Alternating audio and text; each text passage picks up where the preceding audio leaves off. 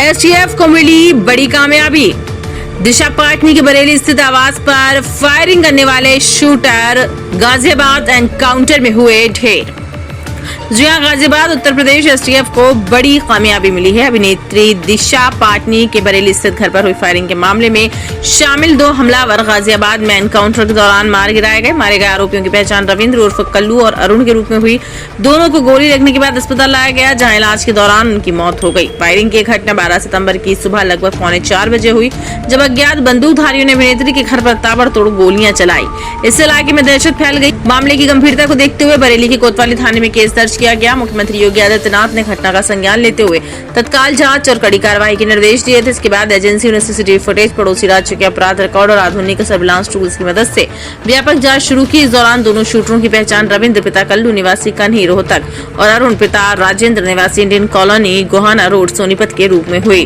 बुधवार सुबह UP ATS और दिल्ली पुलिस की क्राइम इंटेलिजेंस यूनिट की संयुक्त टीम ने दोनों को गाजियाबाद के ट्रॉनिका सिटी इलाके में घेर लिया। इस दौरान मुठभेड़ में दोनों को गंभीर चोटें आईं। अस्पताल जाने पर डॉक्टरों ने उन्हें मृत घोषित कर दिया। ADG law and order Amitabh Yash ने बताया कि दोनों आरोपी कुख्यात रोहित गोदारा गोल्डी बरार गैंग के सक्रिय सदस्य थे और कई आपराधिक मामलों में शामिल थे। रविंद्र पर पहले से ही कई मामले दर्ज थे। मौके पर पुलिस ने ग्लॉक और जिगाना पिस्टल समेत भारी मात्रा में गोला बारूद बरामद किया। अधिकारियों ने कहा कि हमले के पीछे की पूरी नेटवर्किंग का पता लगाने के लिए जांच जारी है। 12 सितंबर की सुबह मोटरसाइकिल पर सवार 2 लोगों ने बरेली में दिशा पाटनी के घर के बाहर गोलीबारी की थी। हालांकि इस घटना में कोई हताहत नहीं हुआ। बाद में गैंगस्टर गोल्डी बरार के साथियों के नाम से एक सोशल मीडिया पोस्ट में हमले की जिम्मेदारी ली गई। 13 सितंबर की सुबह ये पोस्ट हटा दी गई। शाम तक अकाउंट भी हटा दिया गया। किस कमरे में? रविंद्र नाम का एक लड़का रुका था 9 नंबर। अच्छा, कब आया था? 10 तारीख को आया था 9:55। अच्छा, फिर कब तक रुका? अगले मॉर्निंग 11 तक। 11 तारीख तक। जी जी। उससे मिलने तक नहीं आते थे? नहीं, कोई भी नहीं आया। वो खुद बार नीचे उतर के जाता था, सिगरेट लेके आया, टॉवल मांगी, टॉवल दिलवा दी। मैं तो रिसेप्शन पे ही रहता हूँ। क्या नाम है आपका? मेरा नाम मोहम्मद शाहिद है। उनकी बॉडी लैंग्वेज कैसी थी? बॉडी सही थी, बिल्कुल सही से बोल रहे थे। ऐसी कोई हम लोग समझ में भी नहीं आया कि ऐसा कांड करके जाएंगे, वरना हम लोग देते ही क्यों। हाँ, ये बताइए कि एक रूम में रुके थे, किस टाइम? एक रूम में रुके थे।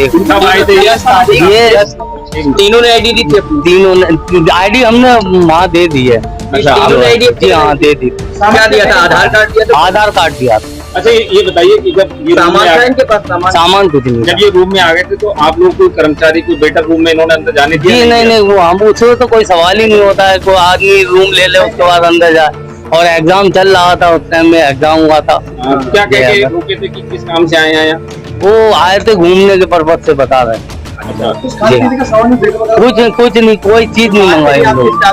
इसी से कुछ भी नहीं, कोई खुद ले लेते थे या वो रुके कितनी देर से? ये समझ लीजिए वो उस टाइम पे आए थे और सुबह निकल गए थे। अगले दिन सुबह? हाँ, अगले दिन सुबह निकल गए। ना कोई चीज, बिल्कुल खाली रूम था, कोई चीज नहीं थी, कूड़ा तक नहीं था, कोई सामान नहीं। खाने पीने का उन्होंने क्या? कोई दारू कुछ नहीं, कोई दारू नहीं थी। सादे आए थे, ऐसी जगह। 2 बदमाशों का एनकाउंटर हुआ है, क्या कहेंगे?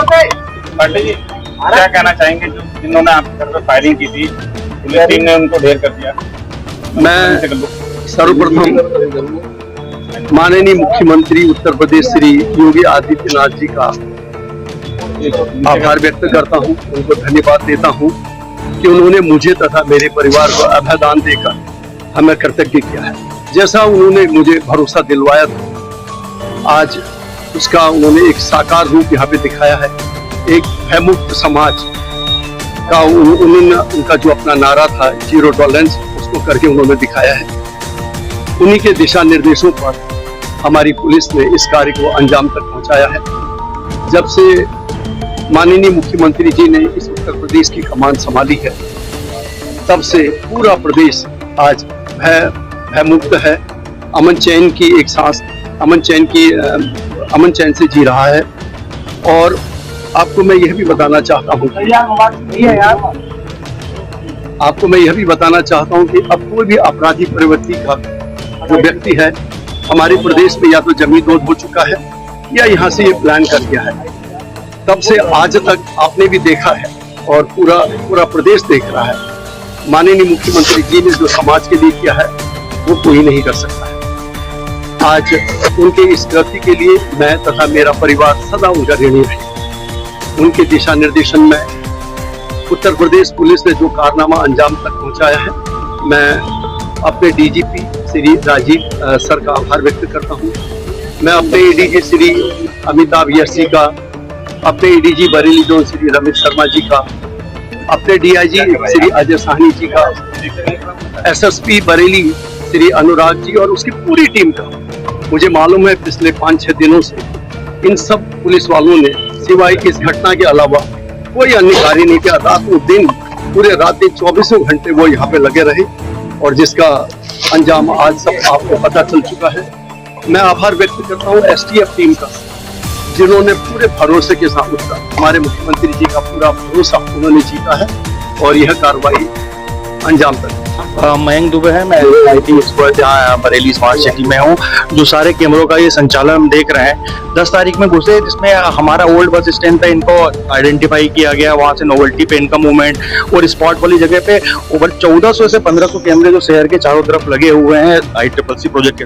हर एक कैमरों को निगरानी के साथ SP ट्रैफिक के सर के सहयोग में, उनके दिशा निर्देश में ये सारी चीजें देखी गई और पूरा पुलिस प्रशासन और इस चीज में हमारी ICCC की टीम 20 मतलब कहा जाए कि जिस दिन से वारदात हुई है उस दिन तक 24/7 से हर एक पॉइंट की निगरानी ही की गई कि कहीं भी कोई कड़ी ना छूट जाए, जिसकी वजह से ये आरोपी बच के जा सके। कैमरे लगे हुए हैं? ये टोटल सर्विलांस के हमारे ICCC प्रोजेक्ट के 1320 कैमरे लगे हुए हैं, जिसमें ये प्रमुख झुमका और नोवेल्टी, ओल्ड बस स्टैंड और चोपला, जहाँ सिकलापुर जंक्शन, तो हर एक पॉइंट की हमने कड़ी बनाई कि कहाँ से ये चालू हुए, कहाँ पे ये हम स्पॉट हो सकते हैं। तो हर एक कैमरे से हर एक कड़ी मिलती गई और इस केस को आगे बढ़ाने में पुलिस के सहयोग से सारी